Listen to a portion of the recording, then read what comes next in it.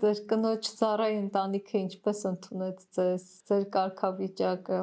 Առաջի իր պապայի հետ ծանոթանալու ժամանակ միանգամից ասաց խնդիր չկա։ Ես սպասում էի, որ կարողա ուրիշ արձագանք լինի։ Գիտեք, այդ կարծրատիպերը հայկական իմ երեխու կողքը պետք է առողջ տղա լինի, բան, չէ՞, տենց են, չէ՞, ասում երևի հաշմանդամ մարդկանց, որ այդ մեն աղջիկ ուզելու կամ ընդհանրապես չայնելսկի շարունակում խոսակցությունը։ Ասաց խնդիր չկա, ընդհանրապես ես դեմ չեմ։ Տենց խնդիրների առաջ չեմ կանգ։ Տեսեք, այդ եմ ասում, դա էլ է մարդուց գալի, պետք է այդ մարդը այդ ինտելեկտը ունենա, որ տենց ասի։ Մարդկա այդ պայն այդ տղուն կարող է բան չասի, բայց այդ տուն ասի, դու գործ չունես, вообще կապ չունես, այդ գլուխը մտցնեն, որ չի կարելի, որ քեզ առողջ տղա է պետք, քեզ չգիտեմ, միլիոնատեր է պետք, քեզ հայկական էլի այդ կարծրատիպերն է։ Ֆեկա դուք ամեն դեպքում չեք ծնվել հաշմանդամությամբ 6 ամսական ես հիշում 7 ամսականում պատվաստման բացակայության հետևանքով է առաջացել։ Բայց պատմասման բացակայության համար էլ բուժքույրներին չեմ մեղադրում, որովհետև ջերմություն եմ ունեցել, այդ ժամանակ էլ չի կարելի պատվաստել։ Եկել են որ պատվաստեն, ջերմություն եմ ունեցել, ասել են կգնանք, թող ջերմությունը անցնի, կգանք։ Ու այդ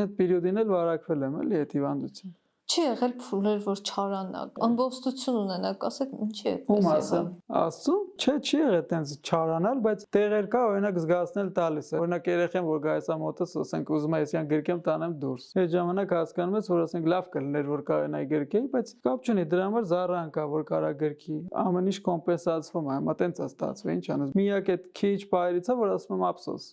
Բայց չարացած չեմ ասում ափսոս, էլի ինչ որ չեմ էլ տխրում, բայց ափսոս կարելի է էլի գրկել երեխուն դուրսը մանտալ, բայց ես չեմ համարում, որ դա այդ բանն է, որ մարդը դրանից պետք է, չգիտեմ, կոտրվի, ասի, բա ես ինչ եղավ, բան, նստի սաղորը դրա մասին մտածի։